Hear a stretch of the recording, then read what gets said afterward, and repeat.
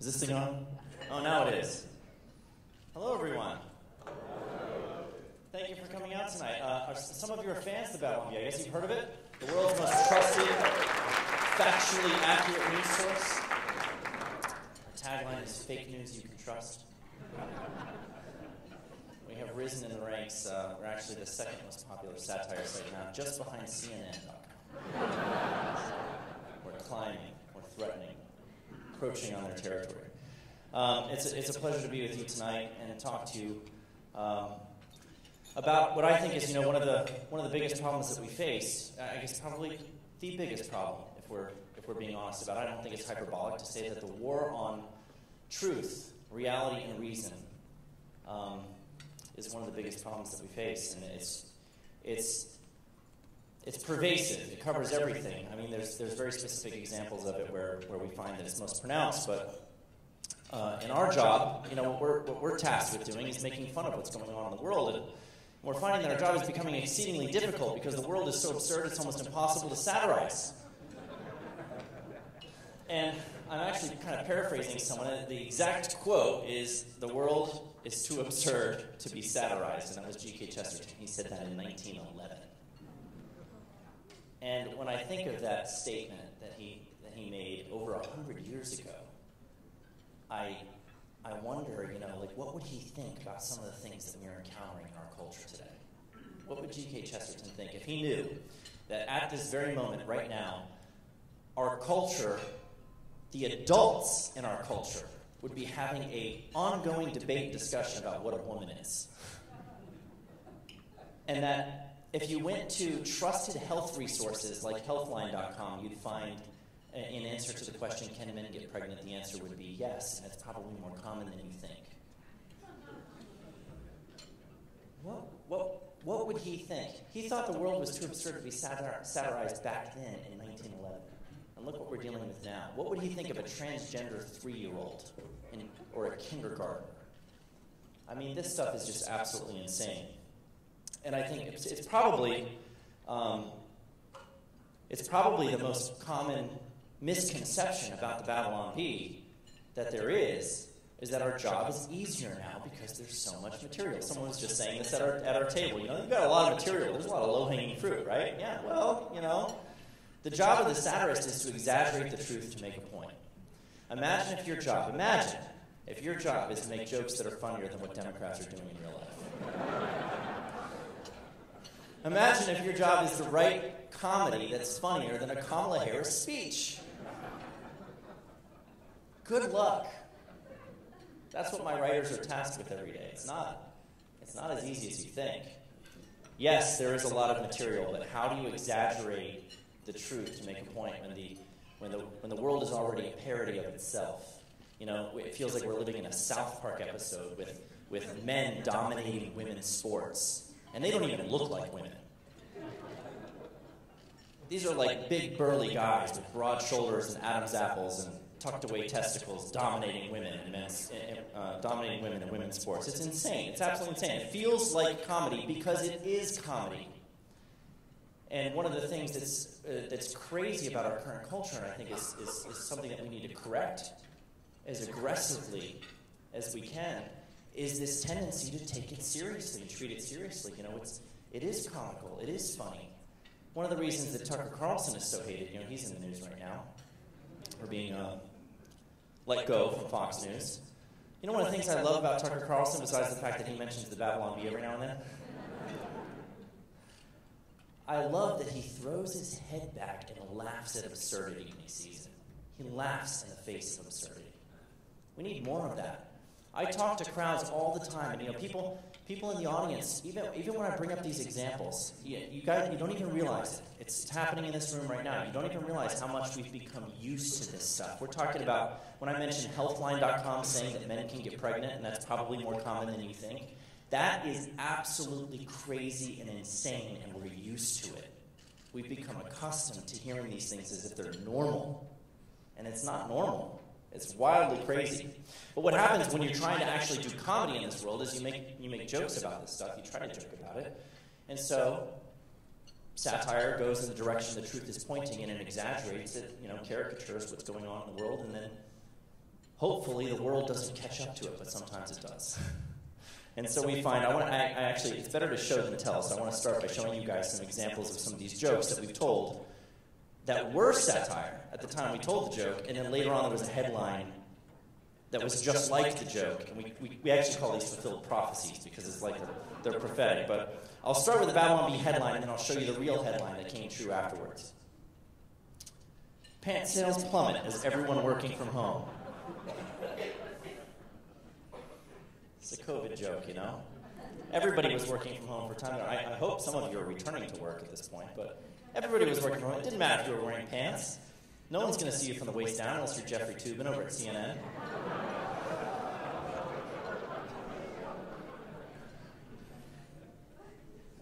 I gave a talk at a university recently. I left that joke out because I didn't think that it would be appropriate. And would they even know what Jeffrey Toobin was? I don't know.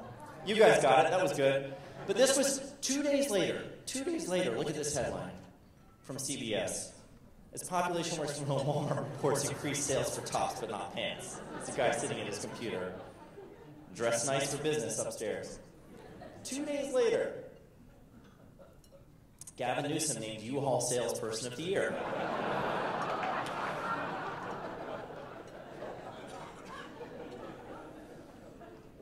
He is driving people away. It's a funny joke.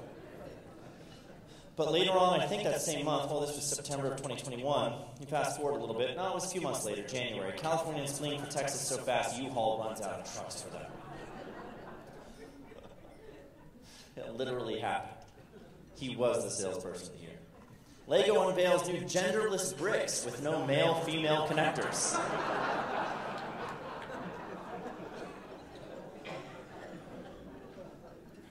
What would Lego do if they were a woke company? You know, maybe they would do something like this. Well, they're heading in that direction. This is a real headline from later on. I guess it was about a month later. Lego commits to removing gender bias and harmful stereotypes from its toys.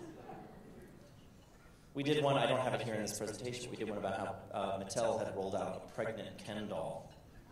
And now Mattel has transgender dolls. They just started rolling those out too. So these are easy jokes. Just, try to think of whatever you think Democrats might do next, and they will. Study finds anyone still wearing a mask at this point is probably just super ugly.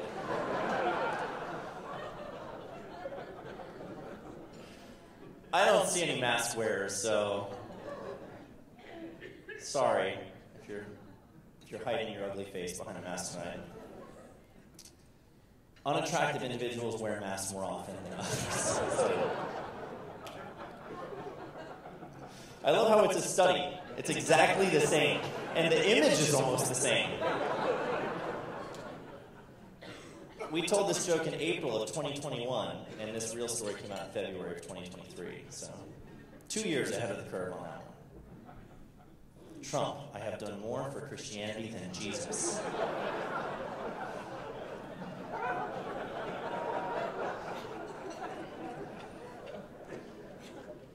This is one of my favorite Bee headlines of all time for a couple of reasons. For one, I mean, we're making fun of Trump, which is, a lot of the criticism that we get is that we're biased. We never make fun of our own. Of course we do. Make fun of Trump. We've made more Trump jokes than jokes about anybody else, even AOC or Hillary Clinton or whatever. I mean, Trump is the number one target over the course of the last several years. So we make fun of him a lot because it's fun to make fun of him. And he says outlandish things. So this is a great joke. Well, so many people believe this was true. It went viral. And there were actually New York Times reporters who shared this thinking it was real. And Snopes got involved and fact-checked it and rated it false. So that was all fun, and it generated a lot of attention to the site. And it was funny and interesting. And then this happened. Donald Trump says nobody has done more for Christianity than him. Speaking to Gene Bailey on Flashpoint, he said, nobody has done more for Christianity or for evangelicals or for religion itself than I have. If you listen to that wording, he took it a step further. He hasn't just done more for Christianity than Jesus. He's done more for religion than anyone. Religion in general. That's the thing. It's funny, It's funny because it's true, right? That's why these jokes are funny, because they have a hint of truth to them. But yeah, I mean, this is one of these situations where we are often criticized for having jokes that are too believable. People think that we're misleading people on purpose. New York Times called us a far-right misinformation site that sometimes traffics in misinformation under the guise of satire. Those are their exact words. Sounds very ominous and malicious, right? We're malicious spreaders of misinformation. We duped your grandmother into sharing that article and thinking it was true. And it's so funny, it's like, well, I think it's a silly criticism of comedy, because the purpose of comedy is to communicate the truth, is to exaggerate the truth, like I said. And so the problem right now with these jokes coming true isn't that we're doing satire that's too close to reality. It's that reality is too close to satire. How are we not seeing that? But instead of course correcting and saying, you know what, you would think, maybe if you were on the left and you're like, every time we make a decision, we do something, we're doing something that used to be a joke 10 years ago, or 5 years ago, or 5 months ago. Is that a problem, do you think? Maybe they would rethink that a little bit. There's Monty Python jokes about all this transgender stuff from like the late 70s. I mean, this was all comedy, and now it's becoming reality. That's the problem, is that it's reality, not that our jokes are believable. In fact, I think the fact that our jokes are coming true is just validation that we were onto something, right? We had our finger on the pulse of what was really going on. But instead of course correcting, they're doubling down, and they're actually going after comedy and fact-checking it and rating these jokes false. I've got a few of these examples I want to show you of times we told a joke, a silly joke. CNN purchases industrial-sized washing machine to spin news before publication. It's not hysterical. It's a silly CNN joke. It's certainly not believable, right? Snopes rated this story false. And I asked them, because it was insane. What ended up happening was, Facebook was working with third-party fact-checkers. This was in 2018. We published this in March of 2018. And Facebook was working with third-party fact-checkers because they were getting blamed for Trump getting elected because they didn't do enough to crack down on conservatives who were spreading misinformation, viewpoints that Democrats didn't like. So they started to crack down on the spread of misinformation. They started rating a lot of stories false, and this was one of them. And then they threatened us with demonetization and deplatforming if we continued spreading fake news on their platform. Over this joke. We got a threatening email from Facebook. So I asked the guy at Snopes, I was like, what is it? How are you deciding which jokes to fact check? Like, did you think that this was real, or were there reports about it? Like, why would you fact check this joke? You're hurting us with Facebook. What's going on here? And he said, well, there's a process in place. It has to cross a certain threshold. There have to be enough people that said, is this true? And submitted it to us and wanted it to be fact-checked. I'm like, show me one person, come on, one person who thought this joke was true, that this was real, that they actually purchased a washing machine to spin the news in. Like that would do anything. And he stopped responding to me, of course. CNN praises Taliban for wearing masks during attack.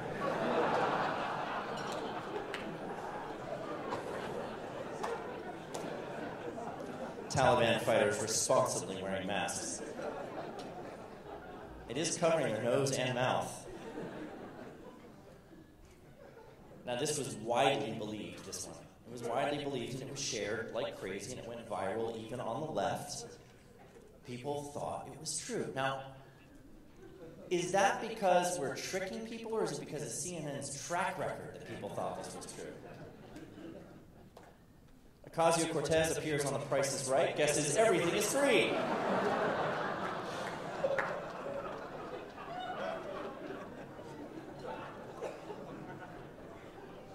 This one's believable because she's stupid.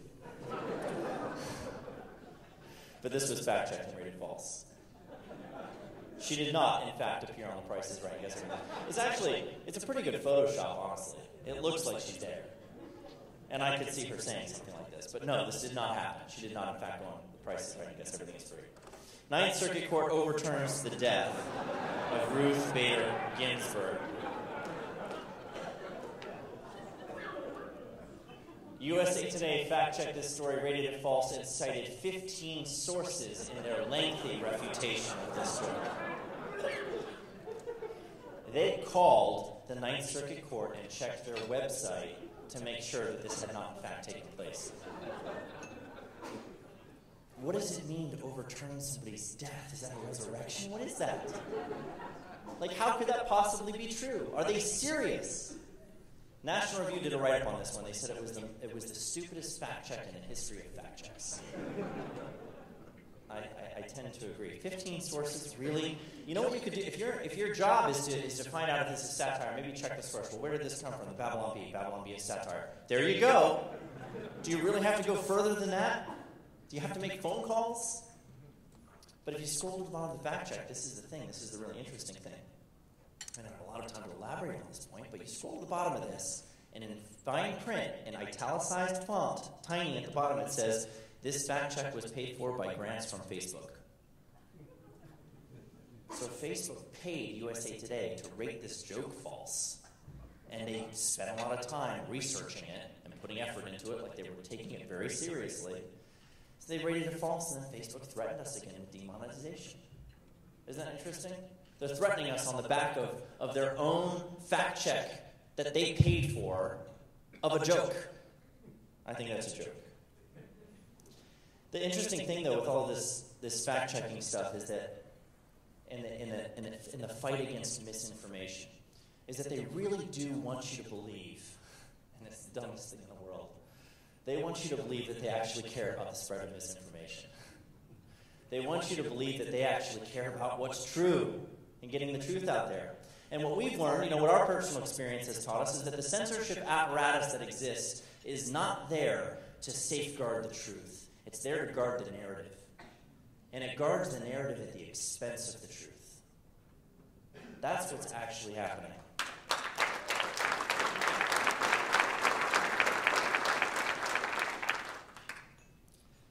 And you see it in a lot of different ways. The fact-checking of jokes was really disconcerting for us, especially because when you saw that article, the CNN article about the washing machine or whatever, it was March of 2018. I acquired the Babylon Bee in March of 2018. And the minute I take over, we're getting fact-checked for dumb jokes and being threatened with deplatforming. I thought I was going to basically lose my investment, lose our ability to speak in the public square because of them taking these jokes so seriously. And I started to wonder, what are they after? What is it exactly? Why are they coming after comedy? And this was I actually had it wrong for a while. I thought that they were just humorless scolds, And there's some truth to that. There's an element of truth to that where there's humorlessness on the left, and they don't want to be made the butt of a joke, and so they see a conservative comedy site, got to go after them, shut them up, right? No, it's much deeper than that. My initial take on it was totally wrong. What they're after is not comedy itself, but the fact that comedy is a vehicle for truth delivery. Comedy is a vehicle for truth delivery. I'll quote Chesterton again. I love the way that he put this. He said, "Humor can get in under the door while seriousness is still fumbling at the handle." Isn't that great? Humor can get in under the door while seriousness is still fumbling at the handle.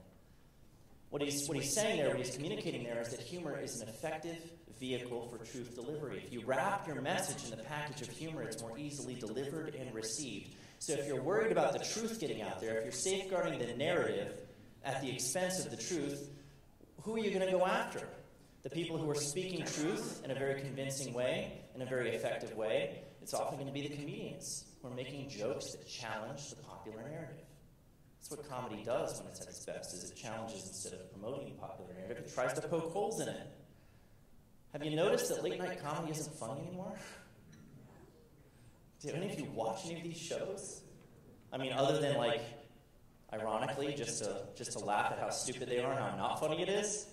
Late-night comedy isn't funny anymore. Why isn't it funny anymore? I'll tell you why it's not funny anymore. Because they are propping up the popular narrative instead of poking holes in it.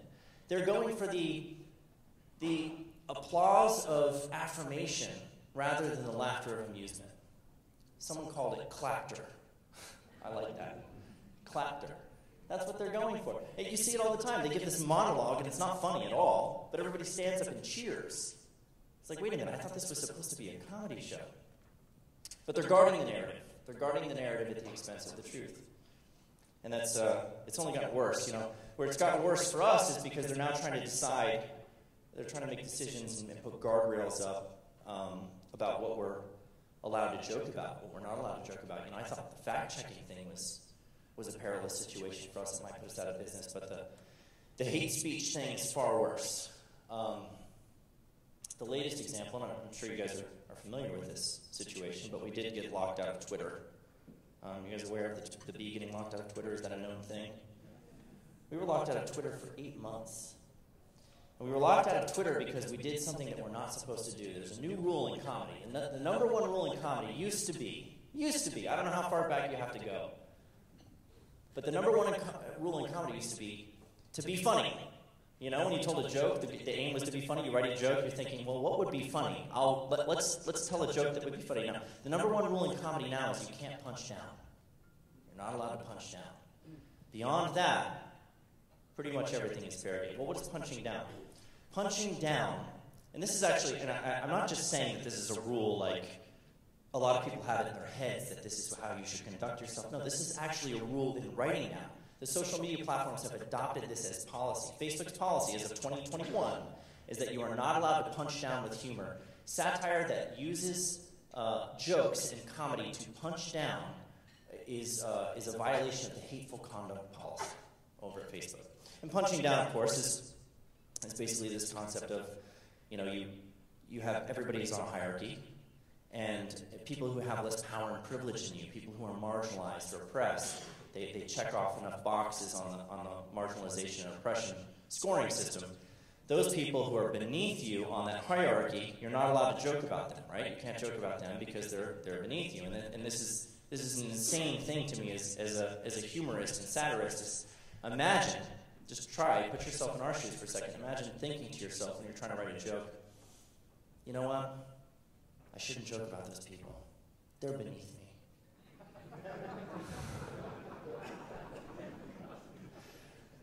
Is that a healthy mentality to be in? Isn't that only perpetuating this problem of thinking of others as less than? To have this idea that you shouldn't joke? Isn't a way of treating each other equally to joke about each other indiscriminately? I think so. But we have this idea, you're not supposed to... What does that mean? A man shouldn't be able to tell a joke about women? You get criticism for that. You're supposed to think of yourself in this hierarchy, and you're not allowed to punch down. And this is the crazy thing. I reject this whole notion of punching. I think this is the silliest thing ever. I think it's the stupidest rule ever. The number one rule in comedy should be funny. And we're not punching down when we tell jokes about issues that are, when we're telling jokes that challenge the popular narrative. We're punching back, and we're punching up. I got to show you the example of the joke that got us kicked off, because this will really put it in context. This is the real headline that came out. I'm glad you're done eating. USA Today names transgender Biden official as one of its Women of the Year. This is a real headline. What would G.K. Chesterton say about this headline? Seriously? Is this insulting to women in this room? That was very unemphatic. I hope so. Are there women in this room? I can't tell. I'm not a biologist.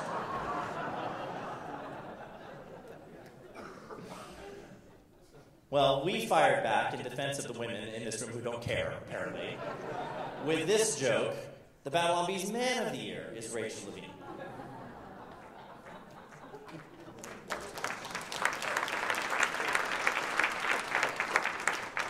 This was a bold choice. There was much dialogue before this joke got published because we knew that there were policies in place to prevent this.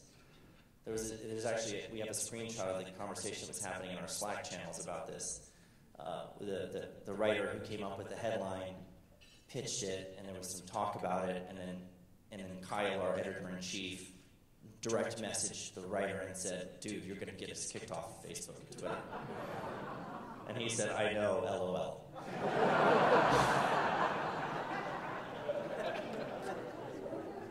Nobody ran it by me. But I still would have given it the green light because I don't believe in self-censorship. So we ran this joke, and it was the right joke to make at the right time, obviously. And it was apparently an effective joke, because otherwise they wouldn't have tried to silence it. But what they did was they flagged it for hateful conduct, and they said, you need to delete this joke, or you can't tweet it anymore. You can't use our platform unless you delete this joke.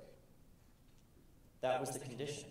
And when we got this email that told us that we needed to delete it, we click through, and we land on this page, and it's got a checkbox in some red font. The red font says, by deleting this tweet, you acknowledge that you engaged in hateful conduct.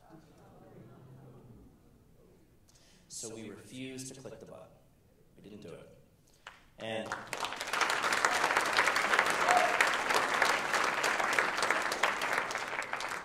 And the result was we just couldn't tweet anymore. That was it. We gave up Twitter. So, I mean, as far as we knew, we were giving up Twitter forever because we didn't expect that Twitter would back down. Why would they back down? You know, we don't have the power to make Twitter back down. So we did the rounds in media. We talked about it. I was on Tucker Carlson talking about it. You know, we did, back when Tucker Carlson was a thing. We made some noise. You probably don't need this on the screen still, right? You've seen enough of this. Sorry about that. Beautiful woman, I know. Where was I? We were making the media rounds talking about this suspension on Twitter and you know, trying to raise some awareness of it to let people know what was going on. But there was no leverage. We didn't. Why would they let us back on? Why would they reverse their? You saw the head of trust and safety there. That was the guy. That video, the black and white segment of that was Yoel Roth. He's the head of trust and safety at Twitter, and he said, you know, nominally it's satire, whatever, but it was a violation of the policy. This is misgendering. I happen to think it's misgendering when a male person refers to himself as a woman. What about you? I think that's misgendering. I think we properly gendered Mr. Rachel Levine. But it's kind of beside the point. Twitter held to their policy. They have this policy where they bake their ideology into the terms of service, so that if you so much as disagree with it, then it's an enforceable policy violation. And there was no recourse. So we as far as we knew, we were going to be locked out of Twitter indefinitely. And then it came to our attention, you know, that Elon Musk was looking at buying Twitter, and he actually, you know, he had reached out to us in the midst of all of this just to confirm that we had in fact been locked out for this joke, and he thought it was ridiculous. He's like, man, I might have to buy Twitter.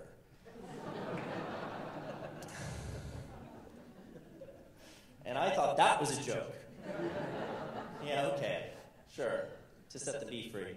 And ultimately, that's not why he ended up. It's you know, was it the straw that broke the camel's back? I don't know. But it was symptomatic of the greater problem that he saw. You know, he saw that speech was being restricted, that they were trying to control your thought, they're trying to control your speech. And this is a very real problem, and it's a deep problem. And it's not just a problem where it's being imposed upon us by force, we're also voluntarily engaging in it. I was asked at a university that I was speaking at recently by a student, you know, is it the Christian loving thing to do? There's a debate on our campus right now. Is it the Christian loving thing to do to use somebody's preferred pronouns? That's a debate that we're having right now, and a lot of Christians say that it's the loving thing to do, to just affirm and to use the pronouns that somebody wants you to use. What do you think? And my response, there's a number of responses to that. For one thing, preferred. They're preferred, really? You'll lose your job if you don't use those preferred pronouns. These are required pronouns. They're not just preferred. But it's a lie to use the wrong pronouns. It's dishonest. And it's not just about, by giving them pronouns, you give them everything. You do. It can't be overstated. It seems insignificant. It seems like a small concession to say, you know what, I'll go ahead and use your pronouns. How are you going to argue against radical gender ideology by using language that affirms it?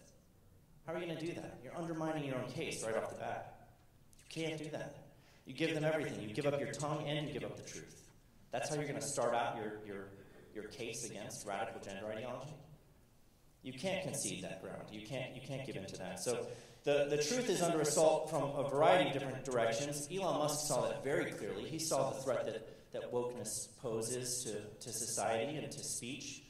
In our interview with him back at the end of 2021, when we were sitting down with him for our podcast, I asked him why he thought wokeness was so dangerous and so problematic. Why does he describe wokeness as being one of the greatest threats to civilization? He said, well, it's simple. He said, wokeness is divisive, it's exclusionary, it's hateful. It gives mean people an excuse to be cruel while armored in false virtue. It's pretty good, right? He gets it.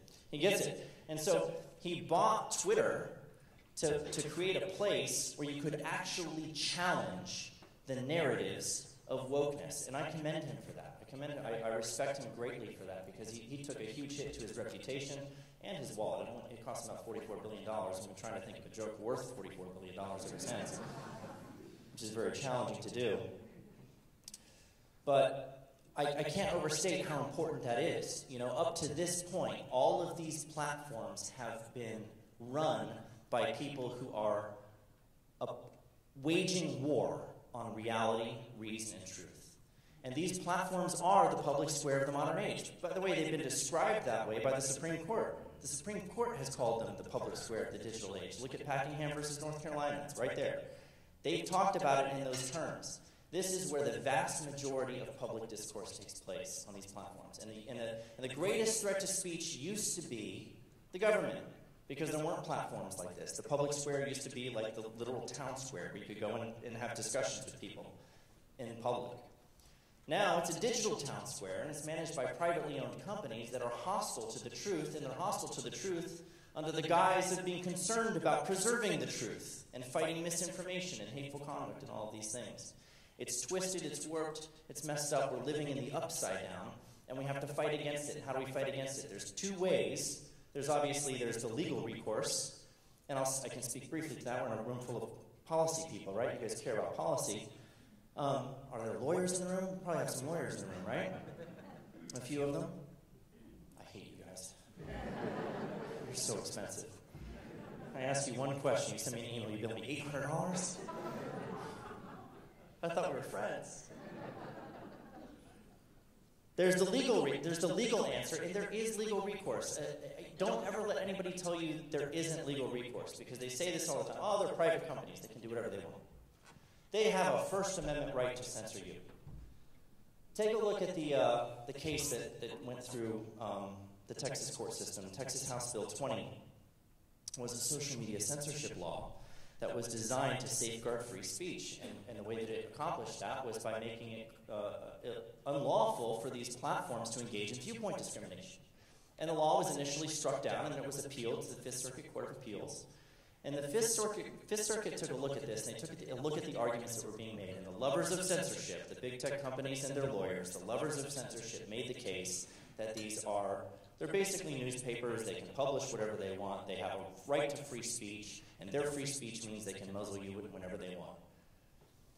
And for one thing, it's not true that private companies can do whatever they want, especially when you're a private company that's massive, when you basically have a monopoly on things, and you're dealing in public accommodations. Transportation companies can't discriminate against you on your views. Telecom companies can't do that. There's common carrier doctrine that's well-established precedent that prevents that.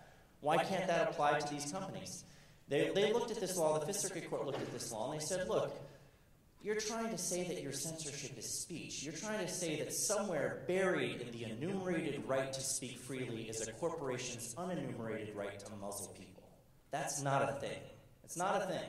Censorship is conduct, not speech. And so they upheld the Texas law and said that it was constitutional to put in place regulations on the conduct of these companies that prohibits them from engaging in viewpoint discrimination. I hope some of you are aware of that you go look at that, because it's crazy that we finally have some legal precedent supporting that view, which is in conflict with the ruling that came out of Florida. The 11th Circuit Court struck down Florida's social media bill, so it looks like it's going all the way to the Supreme Court, and we'll have to get a ruling from them. But there is legal recourse. There are legal arguments. It is not, in fact, their right to... They are not speaking when they are muzzling you. That's not their right. They don't have a First Amendment right to do that. It's not as if we have a constitutional right to be on Twitter. That's not really the argument. It's that it is constitutional to pass a law that would make it unlawful for them to boot you for on the basis of viewpoint discrimination. So that's really the argument. We have to make a distinction between the way things are, where they can basically do whatever they want right now, and the way they should be, which is where they shouldn't be allowed to engage in viewpoint discrimination, because look at how that works out. They try to enforce their narrative at the expense of the truth. That's what we've experienced time and time again. But the way that we're able to fight back, we're supporting, of course, legislation like this. We're filing amicus briefs wherever we can. We're actively suing the Attorney General of California to stop the enforcement of a censorship bill. So we're getting involved in the legal fight. But beyond that, there's the fight of ideas. There's the battleground of ideas. And how do you expose and deal with and strike down these bad ideas? You know, the way that Musk described wokeness as a mind virus, that's the most destructive thing the most destructive threat that we face to our civilization. What's the best response to that? And from the perspective of the guy who makes jokes on the internet for a living and runs the Babylon Bee, my perspective is they need to be mocked. They need to be ridiculed. If I could summarize our mission statement as briefly and succinctly as I could, I'd say it's to ridicule bad ideas. Ridicule bad ideas. And I get weird looks when I say that. Ridicule the hell out of bad ideas. And they look at me and they're like, well, wait a minute. Aren't you a Christian? Isn't that wrong? What are you talking about? Ridicule bad ideas. Why would you ridicule bad ideas? Why wouldn't you? Why wouldn't you ridicule bad ideas? Do you know how we got into this situation in the first place, where we're talking about men becoming pregnant and minors being mutilated and sterilized and chemically castrated? Do you know how we got here? We took bad ideas too seriously. We affirmed and accepted what we should have ridiculed and rejected. Isn't that true? Isn't that obviously true? These things, instead of being laughed at, they were lauded. And now you have women in women's only prisons getting pregnant by their cellmates. How's that possible? We stuck men in there. That's how that's possible. You just called them women. I mean, it's funny, but it isn't. And there are very few comedians who are willing to call this stuff out and mock and ridicule the absurd. I'll give credit to Bill Maher. Bill Maher's on the left. He's solidly on the left, but he sees this issue very clearly. He gave a whole monologue on the rise of transgenderism and how this is obviously a trend.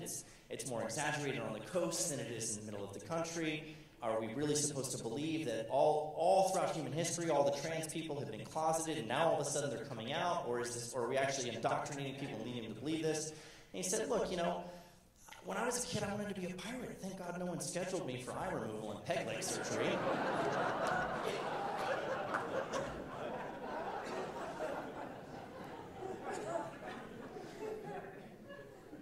That may be hate speech in the public square of the digital age, but I think it's funny. And it's important comedy. That's important comedy. That is the kind of comedy that we need, because it mocks what deserves mockery. You know, there is a moral imperative to mockery. I think that when we take bad ideas seriously, we allow them to take root in the minds and hearts, especially the minds and hearts of young people. You know, they don't have the philosophical and theological foundations there in place to ward off bad ideas. The first person who gets there to plant ideas in a kid's head has them. They have them. They turn them to their side. They can indoctrinate them and lead them down a path to despair and destruction. We need to plant the truth there first. But we need to respond to bad ideas with ridicule. I love this quote by C.S. Lewis. He said, good philosophy must exist if for no other reason because bad philosophy needs to be answered. Good philosophy must exist if for no other reason because bad philosophy needs to be answered. Satire is necessary for the same reason. Comedy is necessary for the same reason. Mockery is necessary for exactly the same reason. Bad ideas need to be answered. They need to be dealt with. They need to be marginalized. They need to be torn down. And it's not about attacking the person. You know, when there's the objection that inevitably comes, well, ridicule is mean, mockery is mean. Why are you bullying people? What are you talking about, bullying people? Is it bullying to refer to a male person as a man? Is the truth hate speech? Really? I don't think the truth is hate speech. I don't think it's bullying. In fact, I think it's if you hate children and want them to suffer as much harm as possible, you will lie to them about who and what they are. And convince, once they're confused, you'll affirm them in their confusion. And then you'll take them to the gender clinic for surgery. If you hate them and want as much harm as possible to come upon them, that's the path you'll go down. If you love them, you'll tell them the truth. You'll correct them. Isn't the job of parents and teachers to instruct and correct, not to affirm? How do we get to the point where affirmation is supposedly the best thing that we can do? I think that's very misguided. We need to engage these ideas head on.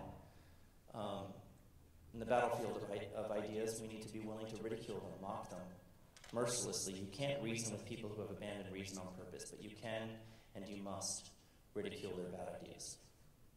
I have no idea how much time I have left. Do I have any?